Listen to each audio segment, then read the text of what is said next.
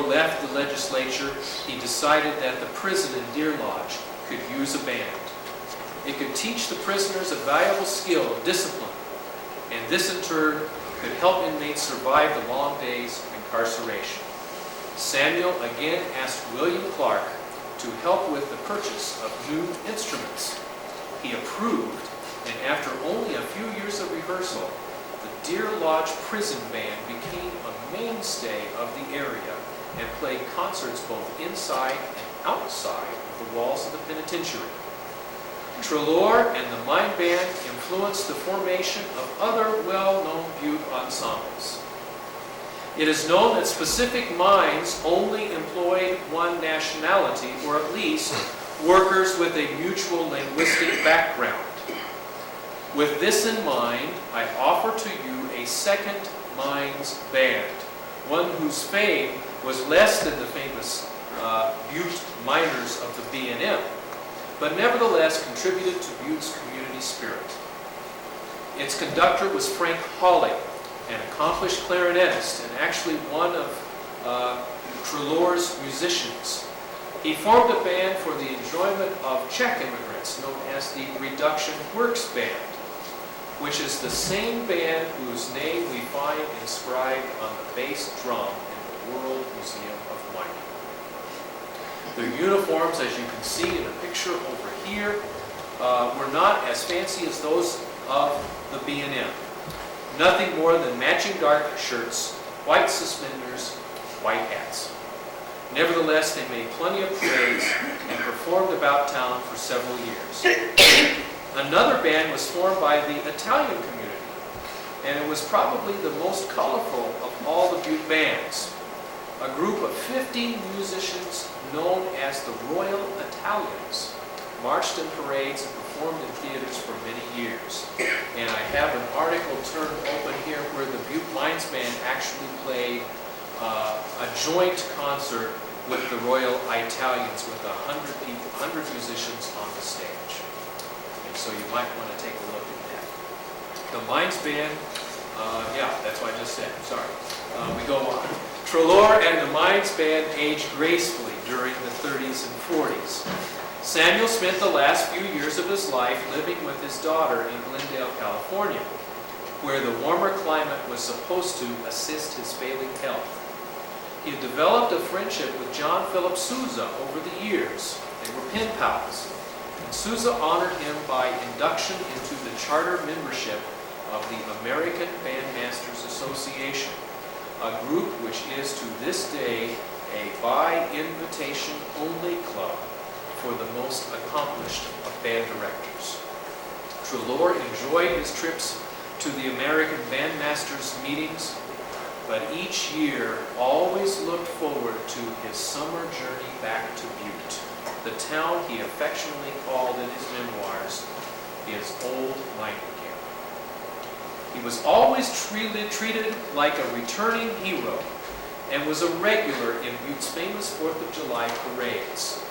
Old age had made movement difficult for Samuel, so the band, with the assistance of the mayor, arranged for Samuel to conduct them as he rode in front of the band, seated on the rear step of a fire truck. It had been a remarkable life for Treloar and his musicians. These amateurs had played at 2 National Democratic Conventions, won 3 National Band Championships, played over 1,000 concerts across Montana, serenaded every troop train that left Butte from the Spanish and American War through World War I, and had performed for Presidents Taft, Wilson, Harding, both Roosevelts, and a young senator from Missouri named Truman. Samuel gloated in his later days, if anyone can name a major event in Montana, at least in Butte, that the Butte Mines Band hasn't played for, I'd like to know what it is. Treloar died in 1951 at the age of 84, after 62 years at the helm of the longest-lasting industrial band on record. Every major newspaper in the state proclaimed his passing, including the Butte Standard, which wrote, "Times change, and trends change with them, and as Treloar passes to his reward, the old B&M passes with him." Well, in actuality, the old B&M did not die with Treloar. It merged. According to Ray Sims, a retired band director and longtime resident of Butte, the miners joined what was left of the Montana State Band, which was under the direction of Martin Cesare. When Cesare died in '77, Sims tried his luck at conducting the band, and now it goes by the name of the Community Band of Butte. Well, that is the story.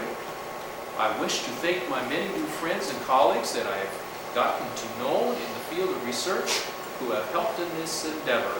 The folks at the Butte Silver Bowl Archives, the World Museum of Mining, the Public Library, the staff of the Montana Historical Society in Helena. Each has taken time above and beyond the call of duty to help me with this research, and I'm deeply indebted for their assistance. That's all I have to say.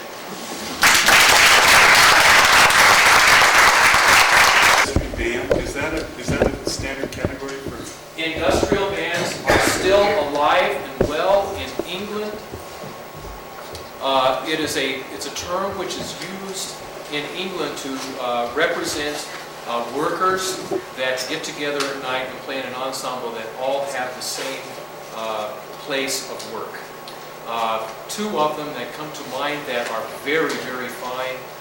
One is called the Black Dyke Mills Brass Band, still working. Also the Wingate Temperance Band. They're both in England. They still have brass band championships every year in England. And it's that tradition that Treloar actually gleaned from in starting his own industrial band. If you have any interest in industrial bands, I would recommend a movie to you called Brassed Off.